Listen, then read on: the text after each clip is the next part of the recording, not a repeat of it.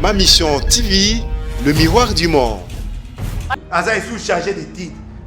Ce qu'on caméra qui n'est pas bomba, c'est qu'il y a un casino.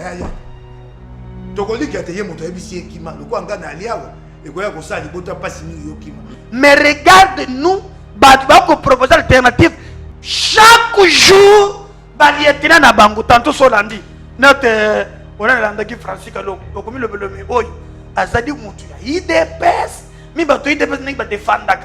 bah ça na moi retenu. Oyoki ngai caméra ko bangisa nde bato o ya yebite batwaki na ba na ye makambo wana o basalaki na ye akoyebisa bango yango na lingi ezala pole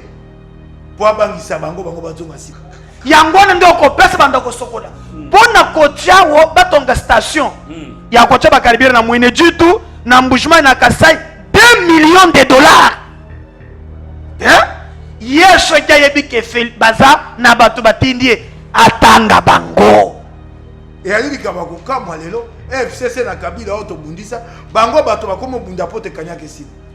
ile pesa kangi maboko ayebaki na moni alembesi kote wana ala musalikambu ya réforme Félix le grand temps ala ndane ba mibi banture wana te nous avons besoin de réformes de ye kamera ko tia monoko habite ngana ko senge e bongo mwana nkazi na ye mwana nkazi wana asaka na Facebook talambongo asaka na Sonas na budget azali pe na chargé de titres na budget ye moto okena makambo yali na palais de la nation te palais de la nation te lelo batikeli kamera pete na ye asengi liberté provisoire ba pimeli oui ti lobi ba boya siko ya ko kenda te sengeli ako kisa mikolo zomi na mitano sima mikolo zomi na mitano baba c'est zomi na mitano. Ma mission TV, le miroir du monde. La force appelle la motivation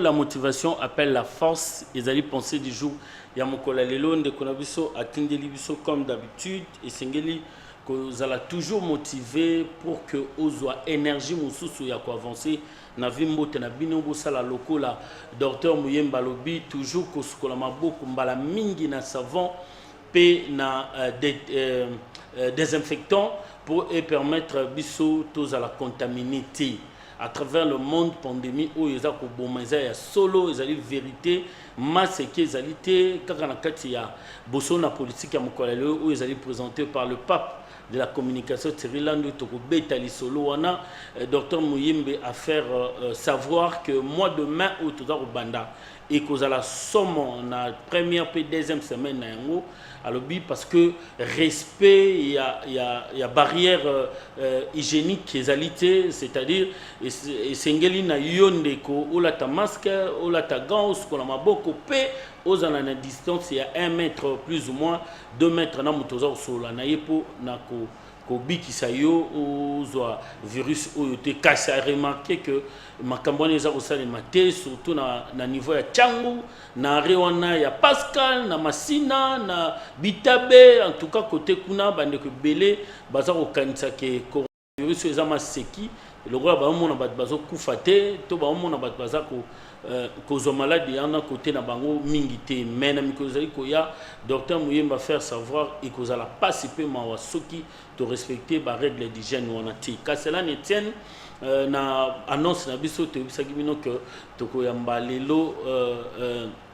bazali sous représenté te ngala za nesango makasi après pour et dernière émission na ye après ko memaye injustement na boloko grand frère Kulutu Mike Mkebai azalaki na ngai le pape de la communication donc zaki émission na suka depuis abimi ngai série landono na yambiete bande ko beli bosenga kié tozana ye awa na plateau boni honorable Mike Mkebai malamu mingi malamu motema ya bana lingwala nete ngana za ya bana lingwala kaka te na ya bana kisasa na bana boni santé siko malamu malamu na bukanisa na yaka awa oui émission asuka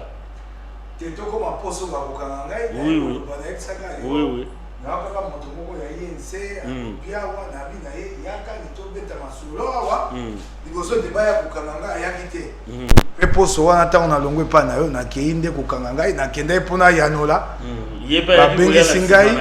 babengi singai na komi be koyoka ngai be kokanga kotinda boloko nasali sanza sambo boloko bato batinde nga kuna pote nakenda libela to nakenda kokufa po bango bayoka esengo mkolo asungi bakongomani batelemi esika nyonso bazalaki bakontina ngai ya lamuka batelemi kolo asali lelo oyo na libanda ku constitution ya kati ekomi te basalela mokano ya ku constitution bazunga esusanza mibale yango oyokaki te nafundi likambo wana mpe na okende yango te na suka nafundi yango na commission des droits de l'homme ya Nations Unies na Genève esengeli te nafunda bokonzi tete po mabe wana ezonga ya moto mosusu te po bazwa mayele esengeli te nafunda bokonzi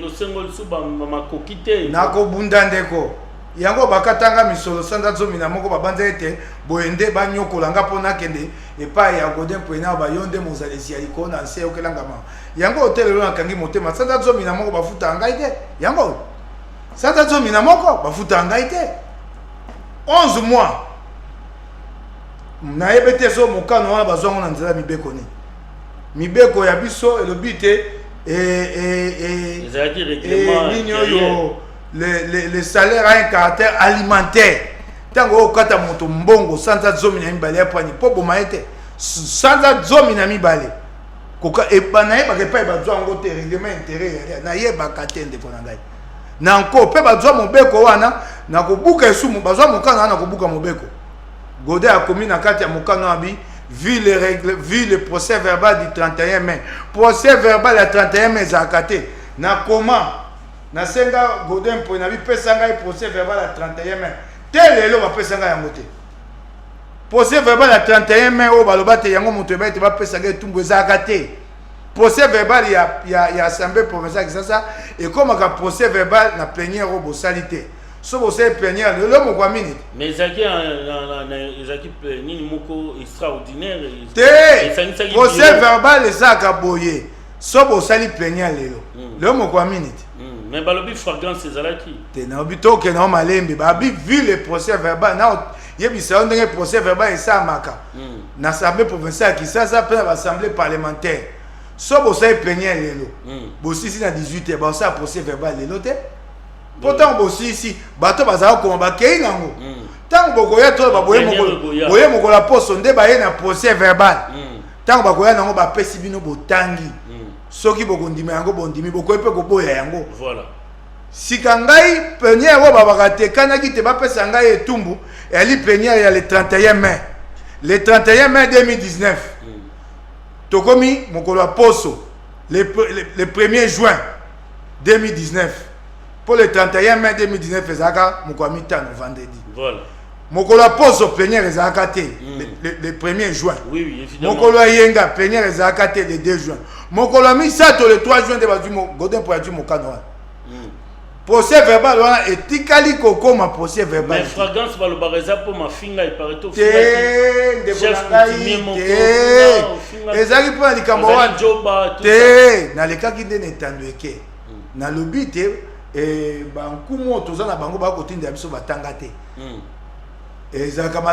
ezosala malamu te ekopesa biso mosala pasi mpe tokosenga te na maponomi ya sika place ya bankumu mine oyo batindaka na assemblée provinciale bakata yango na katikati mpo mobeko likunzu ebike to promouvoir la présence de personnes handicapées dans les institutions bakata yango na katikati ekoma mibale mpo na bankumu mibale mpo na nani oyo mpo na baninga na biso baebosono bango mpe bakota mpe na assemblée provinciale basala yango kaka mpo na assemblée provinciale ya Kisasa te basala yango mpo na baassemblée provinciale nyonso balobi oyo te nafingi bankumu bakofunda ngai nakamwa namona likambo elongwe mpa bankumu balobi namata likolo kuna nasenga bolimbisi epa bankumu nasenga bolimbisi epa Godin Pwena nasenga bolimbisi epa ya plénière mpe nalapa nda ete makambo nyonso ekosama na kati ya assemblée provinciale na obisango libanda te wana Roger Bimwala moto alobi yango natanga anga na aloba na ngai te bango nyonso babeti maboko na mesa te makambo ya assemblée provinciale ebimaka libanda te mabe na malamu na mati likolo nayebisi bango ngai nakosenga moto bolimbisi te nasengi be bolimbisi na nkumu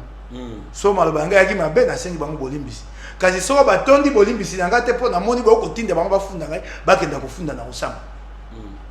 tango na sisi koloba na kiti na esika na ngai na dwi biloko na ngai boy na bimi na kei yango babakate ngai na aka po na bima na kenda na sina yanoli bino na kovanda mosani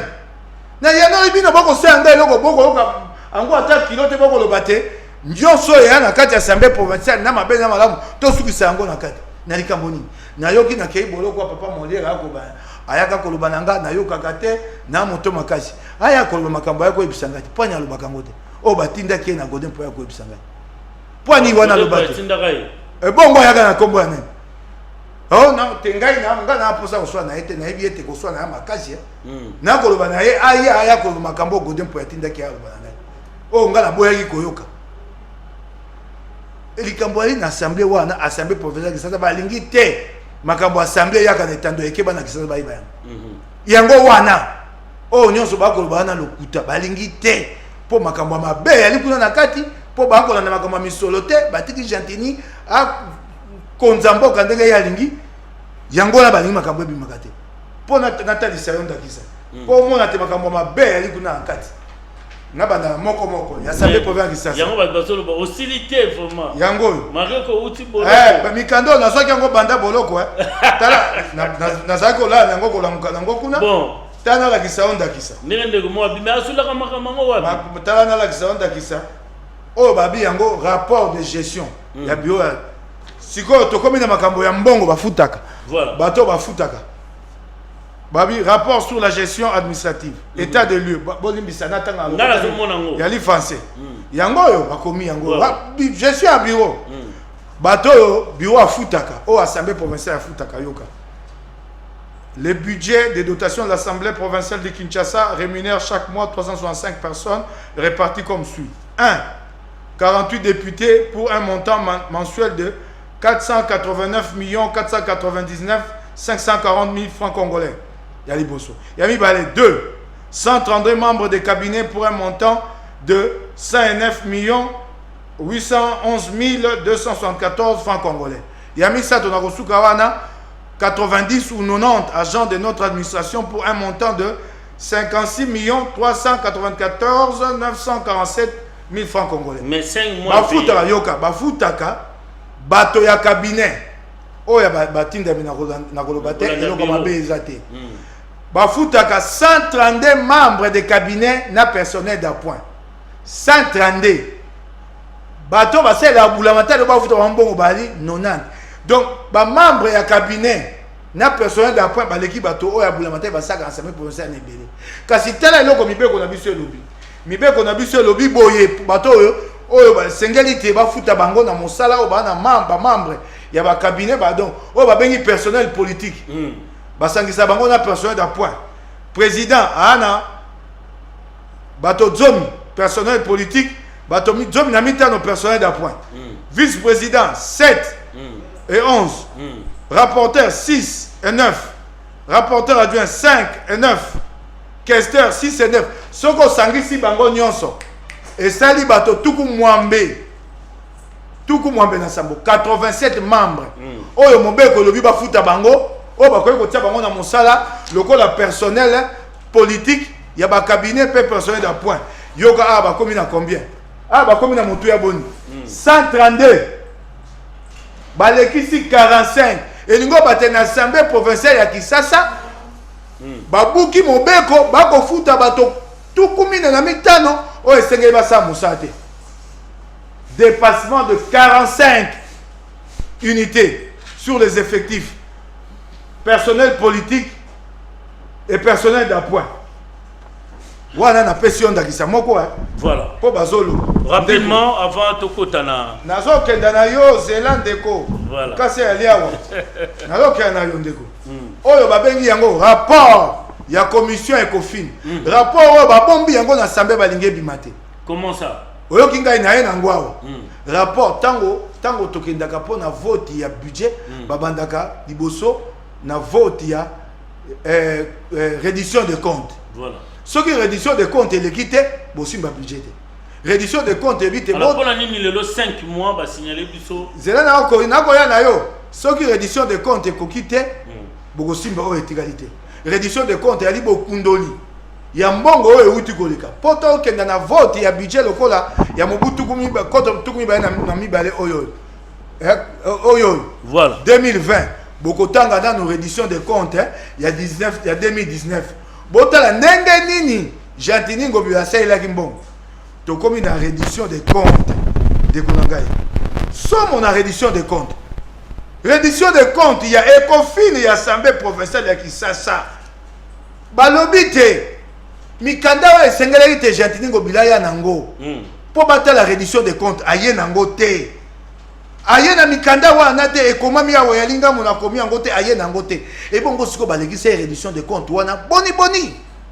na suka ya réduction de compte Ecofin yobi bolo ki sa réduction de compte wana te ezana bambeba ebele kolongwa na réduction de compte wana réduction de compte tamaka mo réduction de compte biloko azwa kite n'ayant pas reçu les documents ou les relevés retraçant la situation des emprunts bancaires et autres contractés par la ville atindate makambo etali nyongo oyo engumba ça c'est ezui na ba banki atindate balekisa réduction de compte boni to suki wana te réduction de compte ke musika réduction de compte e kotalisa likambo moko esama na ngumba kisasa ya somo na mobeko na biso ya ngumba kisasa kaka moto azali na ndingisa ya kozwa mpako ezali DGK babuka mobeko wana banda eleko ya kimbuta batia compagnie moko komo nango hologramme e komo kozwa misolo ya bulamatali ezokende wapi yo tunanga ingana tuna hologramme ekumba ekambami na ndeko kombo Emile Bola sikoyo yoka makambo engomba ya réduction de Ecofin à Koloba na makambo wana Ecofin alobi te compagnie wana basaba bite eza compagnie ya Kisasa eza société mixte compagnie wana bato abula matali bazana kati te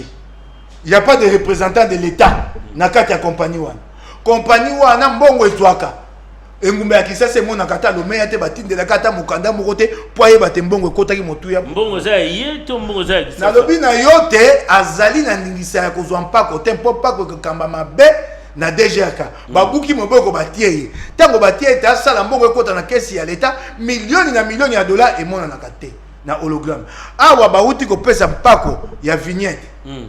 mpako ya vignette Kisasa mobimba bo milioni be misato 3 millions de dollars seulement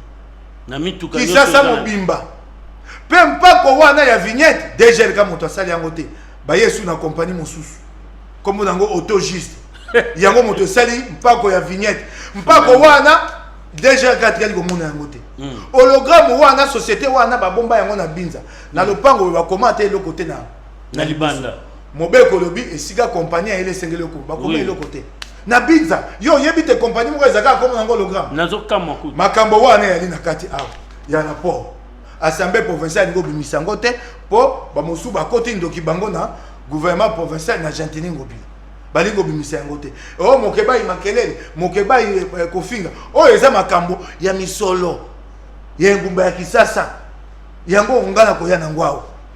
mbongo ya Kisasa ekomona na te sika tala natangela yo mwa ndambo omona pat bana Kisasa ba konyokola kabino mbongo ya bana Kisasa na ngai nzambe na ngai mawa tala sika natangela yo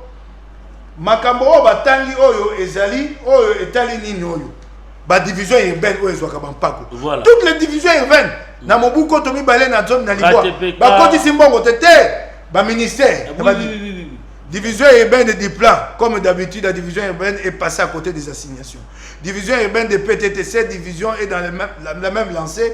de ses contre-performances division urbaine du budget pas de réalisation des recettes division urbaine du secteur de l'urbanisme pas de traçabilité dans la réduction de comptes sous examen. Division urbaine du secteur de l'habitat. Pas de traçabilité dans la réduction. Maman Nanga Imbongo Kisasa. Oh, ils allaient rapport Ecofin. Bana Kisasa. Yote mtoko. Ngaïté. Maintenant na pesio. Bana na boloko tu batu baila nga yango. Na yoki ndeko moko chibala bala leki chibala bala. Oui. Pesa mutu. Et yana na makambo. Premier vice-président. Na yoki aleki rapport à Ecofin. Biso to luke mingi alinko zo biso te voilà. Makambo bazoloba. Voilà. o bazolo ba mbongo ya Kinshasa o balobi hologramme ya ko pesa bana Kinshasa yano mosa na biso to ba sinzili ya mbongo mais il y a ça quand même premier vice-président et surtout Kautina IDPS Toroli qui a été kolanda wana te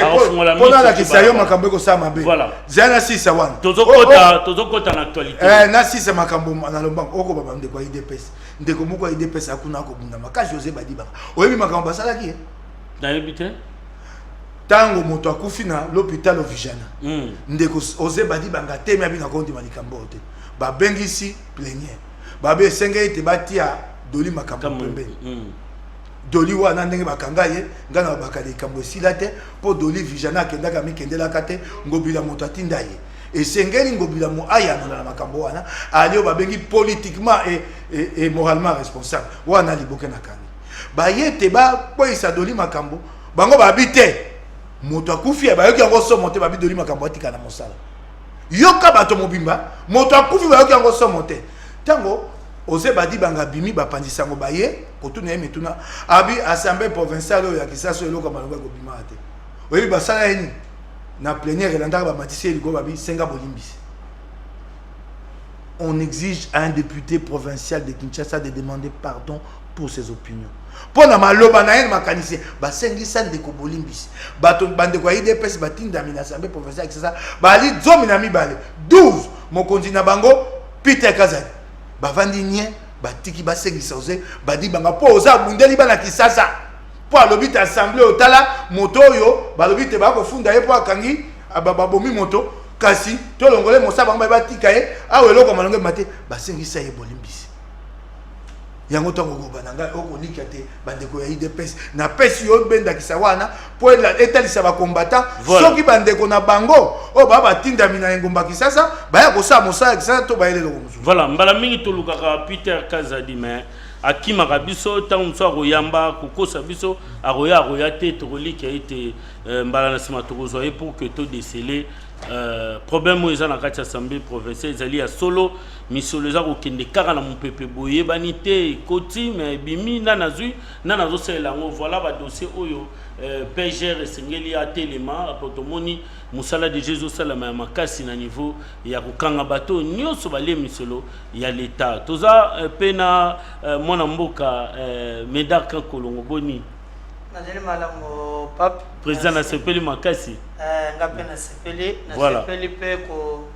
pesa honorable Mukeba Mbote uta boloko na banza ke ya les première fois to kota na plateau et puis que voilà ndaki tumba mingi na sepeli ndenge ya makasi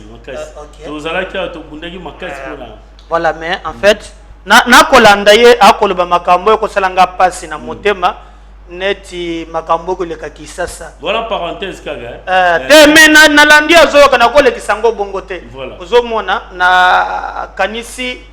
elili babe to nini tant que omoni gouverneur donc okomona ke tolongwe na tata Kimbuta toyoko koma na Gentini toyoko koma na gobike ngana likia ye aliawa na itando na plateau ko bisangai ngana ebandeli na njima ko dempoite ngai ba fuitanga ba ya liboso bato le bakabundisa kame ya liki muntu ya liboso ko teka nga ko dempoite non je le trouve azalaki na dona misite kolanda wana te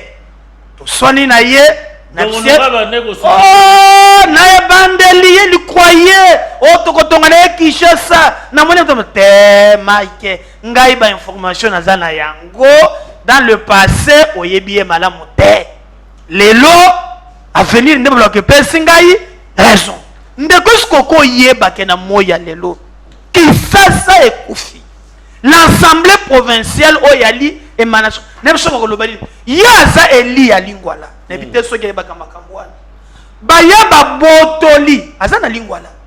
na monaki moko le mususu memaki so ba komaki na Gentini soki gote so comme na rond point Willery ba botoli ndaku ya l'état je te dis les champions na rond point wan lupango ali Gentini à côté ozomona batieni ne batienda ko bundumba wana bayoko bakuzu batieni ni wana je veux dire bien lupango ya l'état bilenge bazali na place moko ya tako cha bibliothèque ko tanga te tout ça yesa motinda melingwana je ne sais pas l'assemblée o wana soki manda oyo atindeli ko so ofongeli misto nini ekosalema ya mibale na sebeli nakoyawa na mutuka yeka na ye na mutuka na kibalo oyo babengi Justin Bitakwira oyo ko justifier misolo oyo azwaki na milobeli donc bakomi kokota na bato ya kala bongo tango maika kotanga makambo ya vignette ya Kinshasa na ndenge kosila ngobila komona ngotepo kimbuta mizuela mbongo amizuela ababima na boko yoko betela ngegoza la komi ba pese monga tena akei nango yo zana ba preuve de côté que biloko ni boza kana ngo ka na ko biso za journaliste kendo donc kimbuta a pris l'argent des vignettes ya bana Kinshasa ti lelo auto kolobana yo rien. Donc la ville ndenge na ko biso lelo ya lipas yazalaki na boloko obiki basali ni commission d'enquête parlementaire mbonzi wambosa azalaki na tête na yango ekende na marché liberté Kinshasa bakandu bazana nzele nani bakomi atate babengi na chombo bokata bakati ça c'est ensemble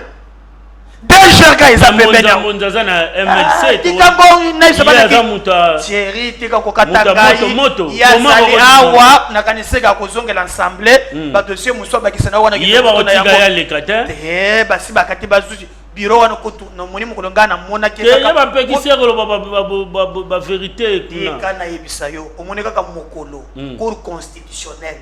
et lobaki ke l'assemblée provinciale Goda avec ses 40 diplômes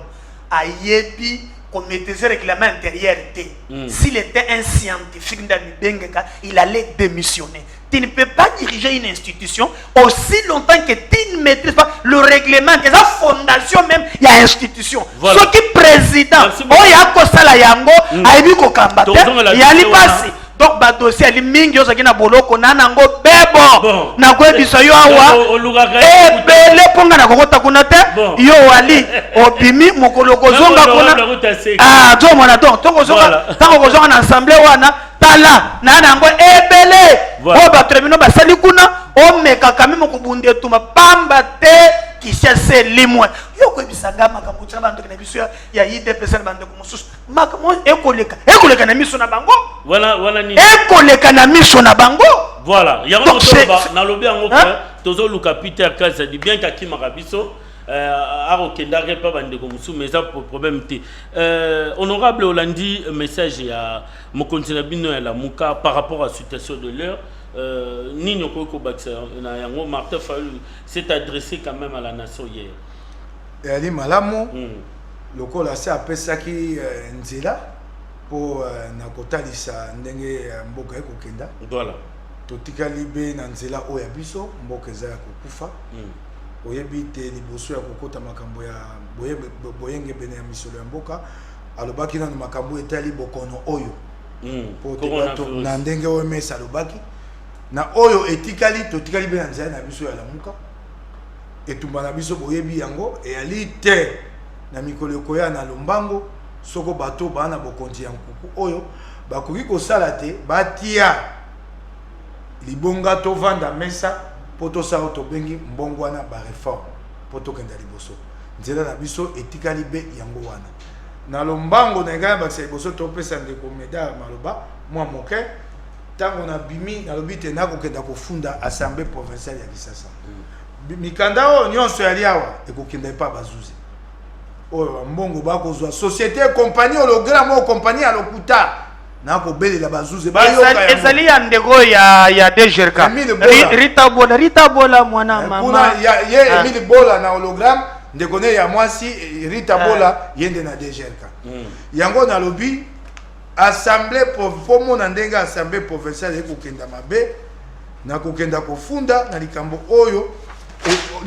etalite règlement intérieur ya assemblée provinciale ekobuka mibeko etamboli na nzela mibeko te na kofunda yango awa balobi ezali moyen d'action ba moyen d'action oyo assemblée provinciale asala kamisala kolongola kosalela mibeko tia pembeni tokotika na ba résolution ba recommandation yango tosaka na mosala na kati nango eza pe na moyen d'action mo abenga yango avis awa na lokota di français babi l'avis est l'acte par lequel l'assemblée provinciale se prononce à la création de nouvelles communes so bangi basa ba commune ya sika bakotuna biso motuna biso tokoyanoa na vie soko tokondima to tokoboya kasi lokwa l'assemblée wana balingi kosala mosala ndenge bayimboka bakozela te bakamata avi basi batiango awa bango baye kozwa avi batiango esusu esika ya mibale na molongo ya kama na tuku mibale. Oui, article 120. Article 120, babi, tout autre manquement non prévu par le présent règlement intérieur. Likambo ezali somme, tout autre manquement. Yango nde bakangela inga babetela inga na ngofimi. O balongolanga mosala yango. Balobi mabe nyonso esalami o ekomami awa te. Ato koso eso babite ya mabe komi mabe. Yoka règlement intérieur.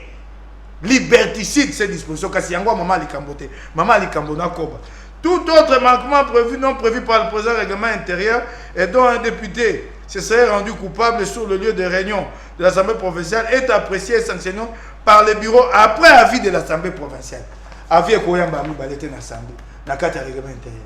Pour aussi to tie yango pa to kosa yango, to ko koya nango ce soir te. Likambo na ka to funda ngo na cour constitutionnelle. Cour constitutionnelle ko quoi ça règlement intérieur. Na ko bo quoi ya règlement intérieur, bo quoi ya godé na bato ya bureau.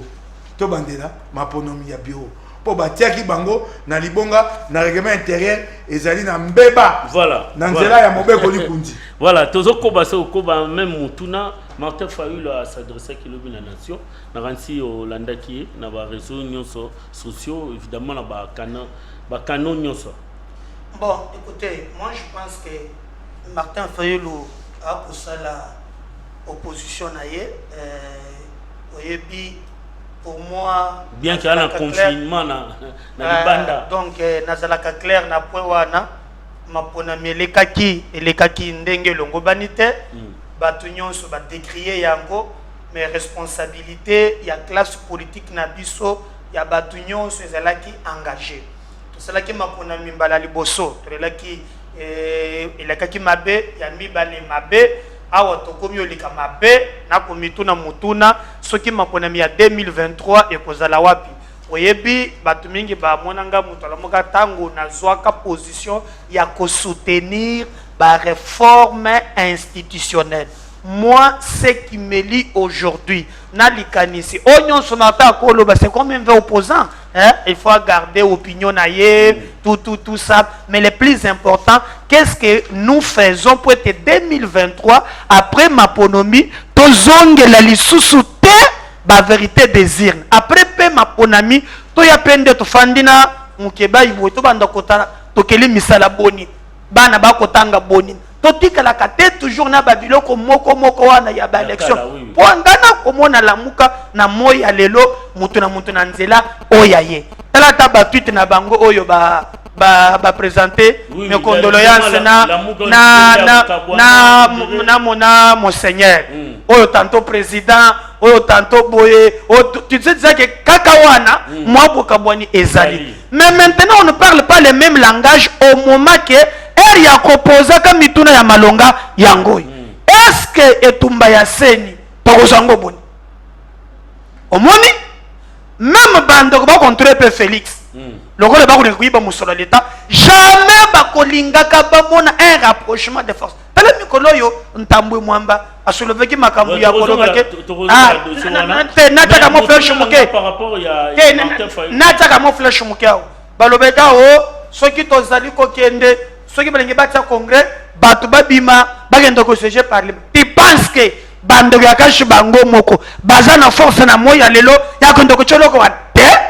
Or si c'est pour combattre la République il y a des liens aux liés entre bango mibale donc Martin peut faire l'opposition mais on a ko senga parce que bakaboni na nzela likambu mususu na ko ebisa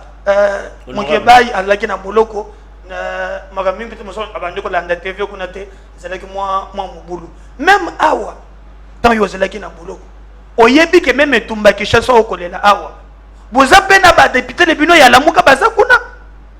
soki bakomi babundela bana kishasa bango bage na ngambo Argentine mbala mususu na kolokole mwa muke tala nazalaka na ndeko moko oyebi ya MLC oyambe biso na tuna ye mutuna okucha papa yebi saba na Kishasa ke muntu okokamba misolo ministre ko benga bidi ya Kishasa ali apartheid bin atomboka mukolo mususu yo muntu yambe biso na atomboka abimisa misisa wana tuna te wakende na ndenge na C'est-à-dire que non, si une opposition net bako sala lelo et koki kopesa ba proposition te pour te alternative ya lobby ya la malamu ya lipas ndeko toza na yo awa kabila sasa ngana balaboni bakie na Lubumbashi bakie ko sala makambo bakie ko roba makambo yao bayibi biso gratuité na biso te bazongi bakoyi kotaka bunda mataki na mpundo ezawa nini Kisantu na Kisantu na Mbola Lodge bakenda kikuni basilisi bakie ba réunion mususu wana na soki budgétaire bazar stratégie batukenda kingakati mais regarde nous bako proposer alternative chaque jour balietena na bango tantôt solandi notre on a landaki Francis Kalongo okomi le oyo azadi mutu ya IDPS mi bato IDPS ningi ba defendaka basata na mware teni so ko akina ngambo na mususu okomona mutu lamuka. En tout cas moi je pense que Martin Fayulu ayebake na moni alembesi côté wana ala musali kambu ya réforme Félix il est grand temps ala ndane ba mibi ba entouré wana te nous avons besoin de réformes et l'opposition na ba besoin de pouvoir nous avons décrié Félix a ko le pona nini parce que ça la majorité te et to bike mais autojo to et utaki na kingakati bongo soki lobi lisusu 2023 ans musikate to koma pembeni ba discours na nyonso no mona e kozala beau passe Martin ça la opposition na ye beauté démocratie c'est la contradiction ngai batu musuko no soba contredire bango basilik ba misi ça non la so poni démocratie je contradiction nde beauté nango yango wana donc mais le plus important tozo sala nini lobby pour te Congo oyo etongama kolo appelle ça biso mboka etonda kitana boanya congolais ko vraiment moins $1 par jour soit ali congolais ali mutu ya pasi okomituna jama oyo bale ba profitaka nango cobalt mai zamba. Donc to réfléchir pour te mapolemeko ya lobby sima ya kosala yango et permettre que mboka na biso et décoller sinon par les discours politiciens aussi tolembi yango mboka pe ekokendele bosote. Voilà, honorable na discours na ye Martin Fayulu alobi likambo ya responsabilité. Il y a problème où il y a kozwaka mosolo na kesi ya l'état atali mingi dossier il y a des cas oyo azana boloko oyo azako bunda ti lobby baboyi même ko pesa ye liberté provisoire. Est-ce que pensez-vous que responsabilité ezako revenir na chef de l'état na ngai na lombango ko balikambo moko mibali ya liboso et ambela na ko bwakela la muka biso to sa opposition be na kota isamando ki na gouvernement central na Félix et sengé to yeba te sengé to sa opposition pe na ba gouvernement provinciaux et pas union territoriale to tikela ki mbuta mibu zomi na mibala ki mbuta sali nyonso alingi et ali malamu te la muka to yeba lokwa na Kisasa et sengé l'opposition na niveau provincial les amakasi et ali mbongo ya mboka ndenge to kote me ya mbongo ya gouvernement central to yeba pe ali 26 provinces na ko bwaka mbela na nani na la muka makambo meda alobi po la muka nga na likambo moko na ko tuna bato po bato mosusu bali lelo alobi boye ba mosusu babite Félix azali ya biso to meka kote ya maboko na tuna bandeko ba ko zala ba kei boye ba zongi boye ba kei pembeni ya fena tu bango motuna moko soko ba yene tando eke na yo tuna bango ba Congomani so moni bango botuna bandeko wana sika na 2023 nous allons nous porter le bilan de Félix bango ba kokumbaka bilan ya Félix en 2023 tuna ni bango awa ba ko kenda tant to koma suka 2022 o ba biso to na Félix te to sai na ete to tika okosaka ba imboka bongo soko ko lobana na Félix le ba moko lelo na 2023 kumbani bilan ya Félix yaka kosana ngo campagne tuna bandeko wana soki na mobu koto mibale na tribu na misato bango bakosala campagne na bilan ya Félix tango Félix akozwa te et bongo bango baya kosala campagne na bilan ya Félix esenge na politique toza na alima kokenda boy kotonga boya malamu te yango moto ko boma Kongo otuni ngai motuna na makambo Martin alobi etai misala Martin Fayulu abi etali misolo na mboka asi alobaki yango bandakala banda to bandaka na likambo ya milioni 10,5 $15 millions a telemelaka yango bato balinga ko yoka te biso baso président Meda Kankolo ngai awa tolobeli makambo ya mbongo mbala boni yango tango bato bate Félix akomi kobundisa kanyaka na bilokuta banda ko ba makambo ayo kaka biso te e ali likaba ko kamwa lelo FCC na Kabila auto bundisa bango bato bakomo bunda pote kanyaka esile ile pesa kangi maboko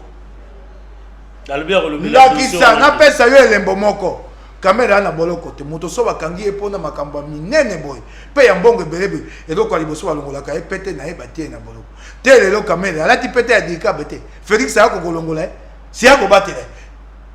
bato ako boye moto atinde ko yete ako batela ye wana tike na boloko na pete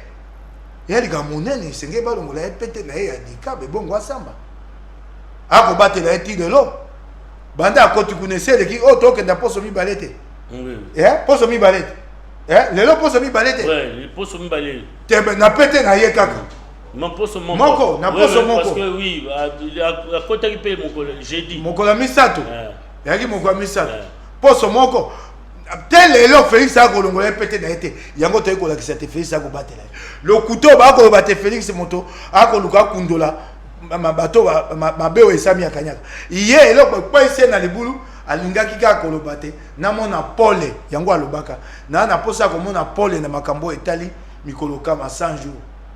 po bato bamonaki baso de mutu etelemi kotambola te ekomi kosala esoni na bato na emoko ya IDPS batelemeli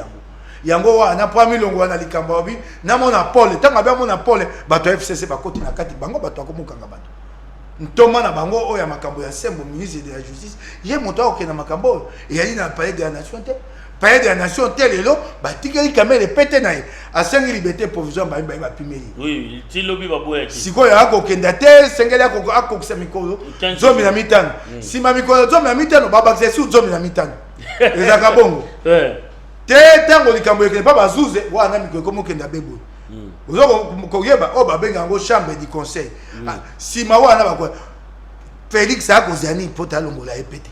awa pe caméra sengi procès na ezala public eloko bana ya Congo balingi yango wana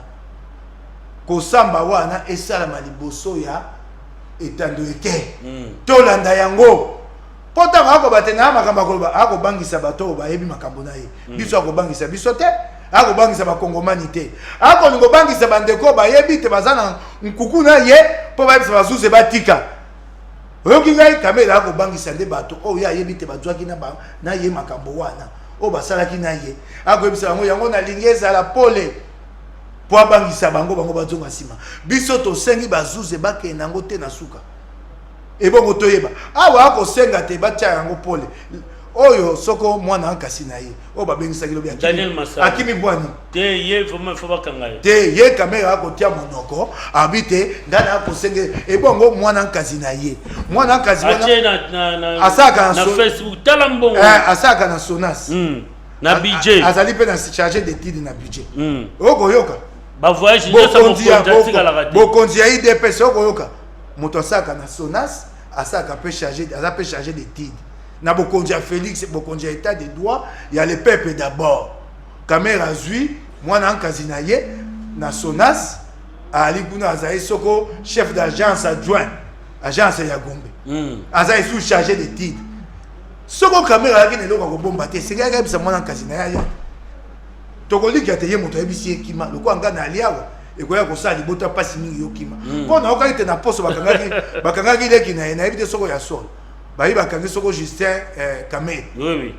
lobi libota mbeko ya kosila yokima soka akina likamba kobomba te mwana nkazi na ye akimi Daniel Massaro akimi pwani akimi pona nini liboso te bakanga ngai isi naza kotanga komba Daniel Massaro a terrorisé nayebisaki bato angabi Daniel Massaro moto akenda kosoma bandako oyo alingwa ye moto asomba natangaka yango te babinga azala bilobaloba sikoyo soka azala moto ya bilobaloba Daniel Massaro akimeli nini soki kamera ana likamba kobomba te mwana nkazi na akimeli abengisa mwana nkazi na ye ayokelaka ete ayebisa ye yaka eloko akobomba na ye te bakimisi yango yokutu bacheli biso tala misolo tala moto na mwana oh la la la ngana solo kaka $1000 probable mbonga l'état tala misolo bula matali $1,500,000 tala mwana Daniel Massaro akotambola ngo na coffre ya mutuka sikoyo lolendo sikoyo akoloba te ana likambo kobomba te bongo mwana nkazi na ye akimi nini lolendo oyo wapi mbongo bele tala akimi mpona nini est-ce que Sonas akofuta mutu mbongo boye ndeko ntango okoba likambo oyo naya nango ntango kamera akobeta tolo wana nazwaka alokwa likambo oyo ya libanais Jamal likambo bakoyeba te likambo ya Jamal eyali kamere moto aye nango te eyalaki wana na Bitakwila maison te nga alobi te tayali ye moto abandaki masolo wana na Jamal ya maison préfabriquée ntango bango baye Félix akomi wana babotoli yango yango tokoba te Félix ayebi makambo po eleki na maboko ya gouvernement ya Bitakwila babotoli yango bakamati bakoti gouvernement ya Bruno Chiba bakamati bakotisi yango na 100 jours kamera abotoli yango ati yango na 100 jours abengi libanais balobi na libanais toko futa yo 57 millions kasi soko ekoti be na banque obimisa yango batindaki bongo wana liboso na Ecobank batindaki na wala banque te bakomi na banque centrale banque ya Bulamatari te batinda yango na Ecobank libanais akeye atuni Ecobank soko mbongo ekoti bokobimisa yango Ecobank abina kobimisa te ya maboko boye nyonso ebele mobeko epikisi kobimisa mbongo ebele bongo te na maboko kotinda na compte mosusu aye kolongwa kuna ke na Rabobank na Rabobank tango ya kei kuna komi kuna moto oyo bakangi lelo akokumba ngambo batikaki ye moto ya banoko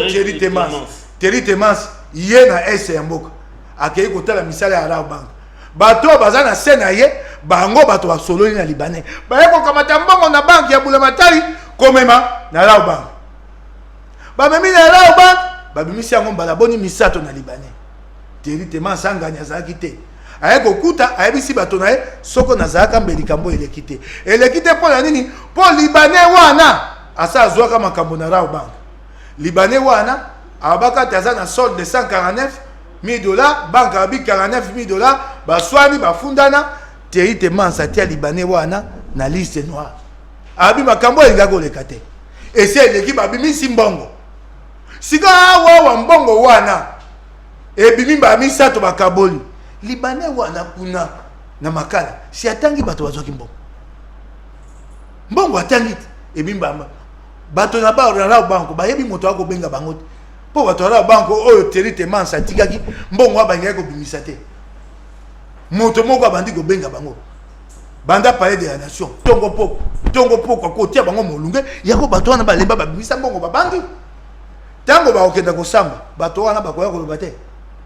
tango bakotala babi babengi oyo relevé d'appel omoni ndenge tobenganaka na chombo etikalaka bakotala mbala boni ye directeur de cabinet abengaki bato wana akotia monoko pamba bakobimisa relevé d'appel bakotuna ozo akobenga bango likambo mbala ebele boye bakotuna ye obengi bango be mikolo mbongo esengelaki te ebima akoloba pamba akokweya na likambo wana bato wana bamisato oyo basalaki mosala na se ya Thierry Temans bakotuna bango kaka wana ye sika likambo ya 15 millions de dollars beye mosusu yango wana ebimi 66 millions mo eluka makambo meda kankolongo ye wana na bangaka bakoya kokanga ye lokola ngai ayelaki bino likambo ya 66 millions ya kotonga nzela na Goma na Bukavu bakangi moto moko nayebi kombo na ye Sokok ngai nayebi te mode asaka mosala ya bilanga ya kawa na chai alonaka ponga na bali nayebi te takasaka nzela nga na kamwe babali misanga soko naza na sango malamu te bakoya pe koloba na kamwe naoki akomela makambo nzela na tikaka ye na makambo akawa na chai nde azali kosala makambo ya 66 millions eluka makambo président Medan kaka kolongo ye nango tolandi lisusu awa makambo moso ebimi ya milioni 10 oyo esengeli koya bakisi baye na bakisi ekoma ya kala balobi kompani wana soko okundoli boye nsima kuna mama awa susu ebimi awa mbongo ekofutama na palais de la nation ezalaki mbongo mpona kosokolaka palais de la nation ye moko akomi 500 000 $, bafutaka na sanza esika bakomi kompani wana evandi bakoluka ngo na lingwa yali be ndako ya Panyamuto yali ndako ya moto boye kaka boye pamba kenkayele ndeko voilà nyonso ebele wana yo kobika na yango voilà eloko tokosenga oyo asengi mponga na lobi teke kamera ya mokangami nabi ali na oba benga na présomption d'innocence. Il y a français présomption d'innocence. Yango lokwa ya sengi biso poto sengi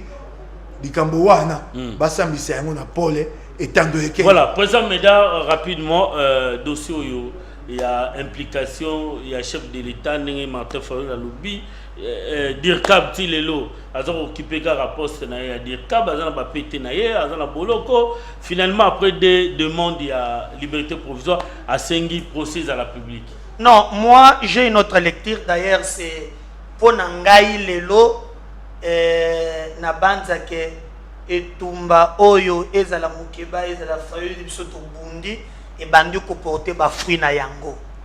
Lelo quand je venais ce matin otiko tanga yawa et bi vie bitakwire lobi azalaki na bar asambi si ba yebisie kendo kangisa ya kozonga lisusu. C'est ce qui manquait na mboka na biso. Mboka na biso ba politicien bazwa mboka en otage. Na pe ce exemple. So les a kolokate na tona ka mutun et cause la bango ba loka mboka bien mboka loka bango. Comment budget cause la 4 milliards. Mais batu ba yibaka 15 milliards. Budget mboka 4 milliards. Bon. Les individus volent 15 milliards. Donc presque 4 fois le budget du Congo. Na banzake oyo pa kokosaka biso na ba conférence ici la kate matata mponyo na koza la pe invitation et pe na 4e ri pour micro so pe chez o na invitation la ka mwasi na bana biso ba kisasa ba ko bango na okolanda Daniel oya zaiko okolanda Daniel donc kuna 4e miri okolanga komi okolanda Daniel soko okay olandi Daniel donc blague exacte c'est ce qui manquait na moya lelo. Moi je salue cet engagement cet allié na lingina mona bato banda ko banga mosolo ya leta babanda muni misolo nyonso ozanango awa tende nango moyo ko 4e miri exacte moi que ndaka 4 minutes pour ngana nana ko faire 4 minutes parce que 4 minutes ndeko bota makam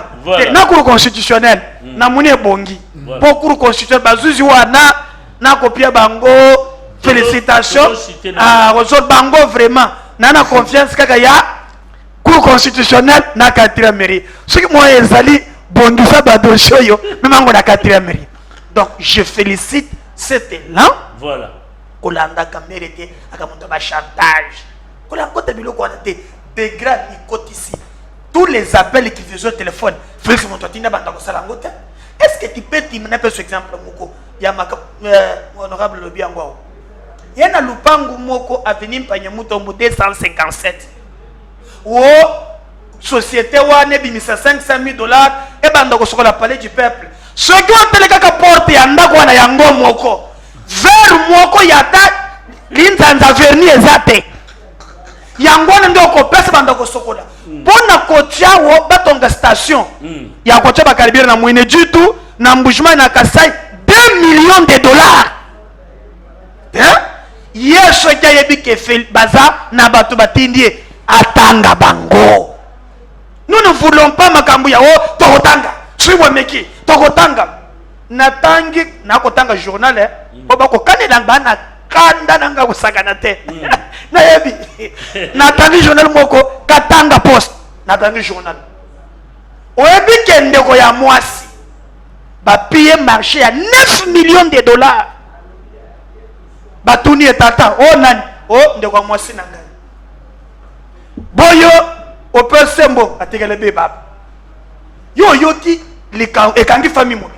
tantôt banankasi tantôt boye non ezaka bombo te c'est notre pays. Alors pour biloko esi là bakanga makabongo ezonga kende musika même na kati ya IDPS ko bange koti yo mona wapi un parti où comprenez état de droit partout au monde. Moi je vis en France avec Dominique Strauss-Kahn Deska alike candidat avant que je fais muto monena yebani président de la République makambo yokomela ki ya mwasi bakomi pa basusu batie maboko kaka nde tato azana bolo mais tout mona ba plateau spécial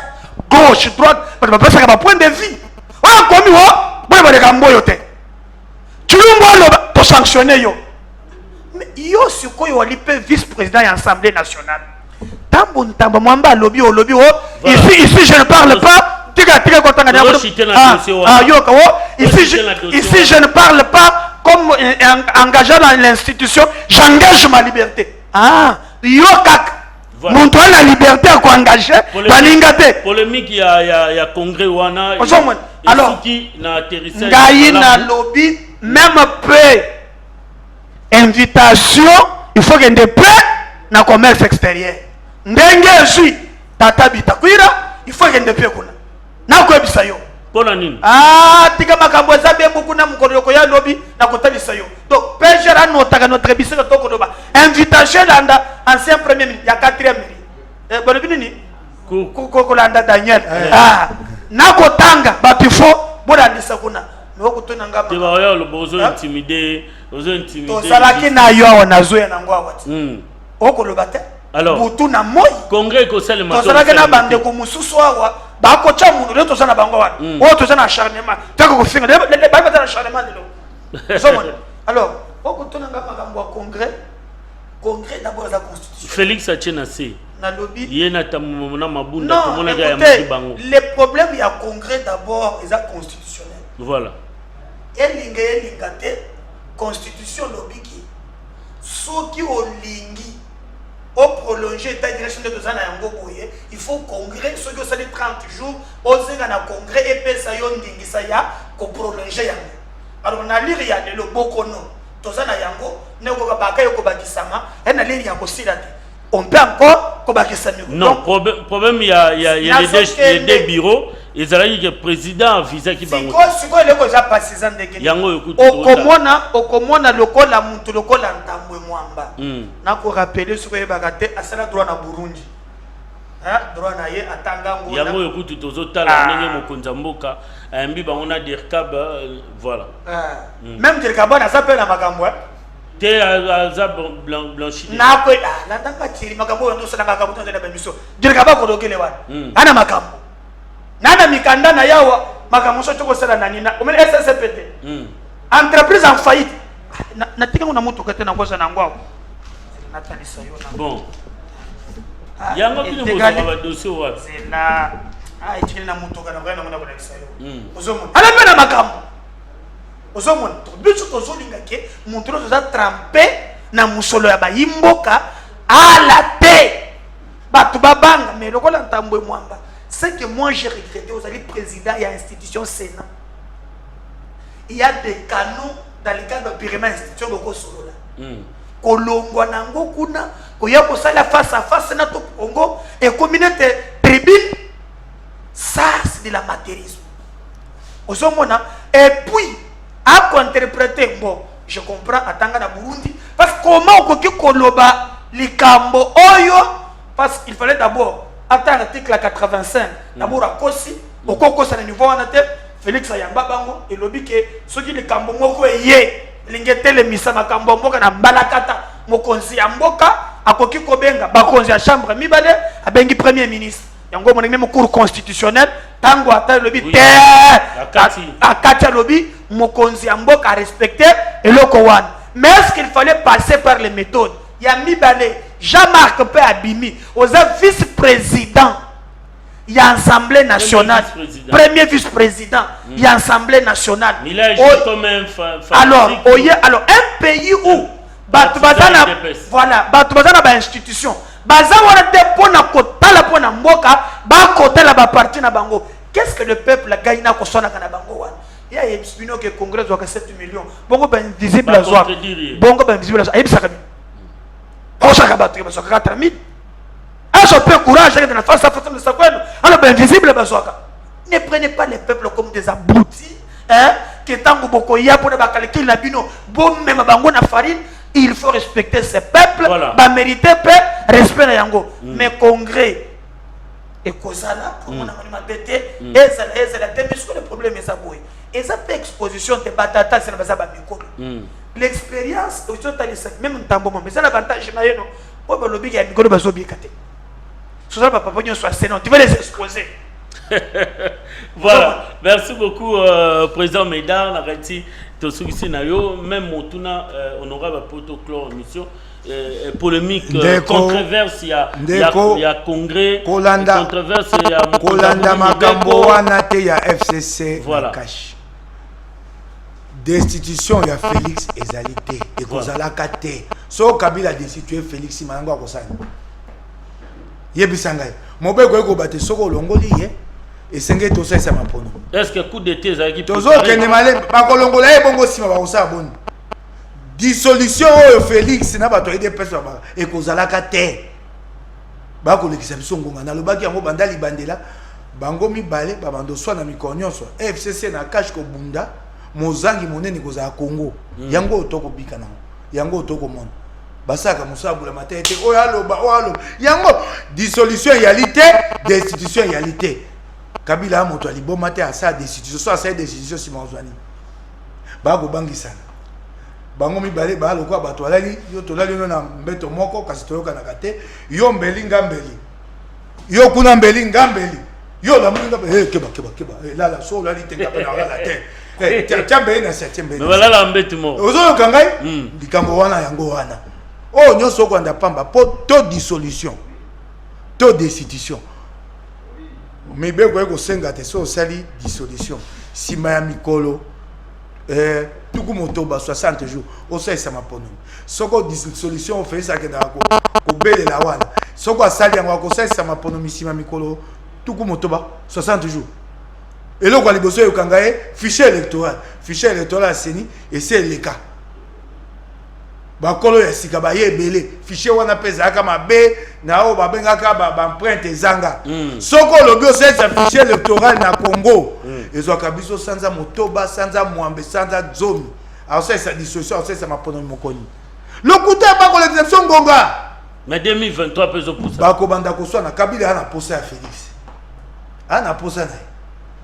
po adwa ki ye pambate adwa ki ye po ya batela yi Félix ana posa ya Kabila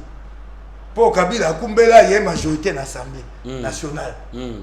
soki majorité ya Kabila te Félix aza ba ministre ko tchate soko lelo asakani akaboni na majorité wana Kabila ko benga ba ministre nyonso ya Félix aotika be na batona présidence de la République batone ba na posa musaba ko linga te baza ya ko lokwa mapasa mabende batikala ko yokana te basa makambo na nkuku mo kona bango akokala na kolekela mayele boni eloko ko bombango yango ya so ko bako sona kolanda ni bango te bako sona boye matite mbali boso basona yango mbala liboso yango mbala nyoso bako sona bena makambo zanga tina dissolution destitution dissolution et ko sa mate botko ko sa ba kongomani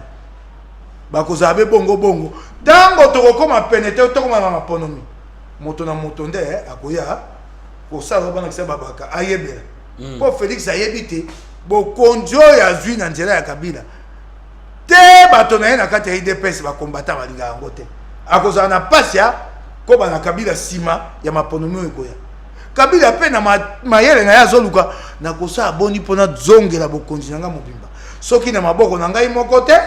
ata na moto na ngai na zongela bokonzi nanga mobimba eloko eko boma bango yali makanisi wa bana na moto Félix akobanza boni sima na kosa pona ko mokonzi ya solo na tondi si bokonzi penza na ngai te na majorité na assemblée makanisi ba bombi na se ya moto na sima moto yango eko bombisa bango bakobandaka koswanaka dissolution réalité et destitution réalité awa tokokenda na congrès sengite pona ko bakisa mikolo ya état d'urgence koswana ko saisusu o bazao kana likamba na congrès basa kuma basala bakosala ngote yeta kwa lobaka makambo dissolution na Londres tanga zongaka alobela kango alobeli yango na poto apumbwe poto akena Luanda ko kitakuna abite ngana Kabila tokoka bwana te boyoka yango te ye moko moto alobaka yango te ndeko totika ko boma Congo na lobaki yango mandat oyo yali mandat ya mabe yali mandat ya koswana katikati ya Kabila na Félix katikati ya FCC na Cash Muzangi Congo. Voilà. Yango yo eko salama lelo lobi lisusu ndeko okoyoka bakoswanela ta lisala ya soso ata lipeka soso bakoswanela yango. Merci beaucoup, honorable Mike Mukebai, l'invitation à Bisso. Merci également à président Médard à Kankolongo, Ndenge Bondimaki, qui réunissent une invitation à Bisso. En tout cas, la porte, il y a Bosso dans la politique. Ils ont grandement ouvertes pour la bande FCC. Ceux qui bolingi peut boleka. Oh, binokaka, la mouka, binoka meda. En tout cas, accessibilité, ils ont pour la batunios. Ngai na bino to kuten mukola lobby. Batu ya landa Daniel bango bako ya blote. Ngai na kosa. Voilà. Nayoki bandeko ya assemblée provinciale nga na koloba. Bango ba ke doloba musika. Soko koko bwaki ya bango mbela. Bato assemblée provinciale. Moto moko aya nya vanda na vanda. Voilà. Aya na mikanda. En tout cas, soko mikanda oyo nga eza ya lokuta bana kisaka mona. To kendaka mosala kuna pona bana kisasa sengeto ya koloba. To bunda na kozwa bango pour que bosolo nyonso ya politique au baza ko gérer les assemblée provinciale à la ville de Kinshasa et Bana. En attendant, merci na Marla Tukulu, merci na Armand Bouka, Dipo na Bisso, puis Gédéon na machine nde tokuta na bino mukola lobby. Bobo sanate kosukola maboko mbala mingi na désinfectant na savon kolata masque ko se protéger kozala na distance ya 1 mètre ou 2 mètres na mutu oyo boza kosola na ye pona tozala contaminité. Gédéon toleka.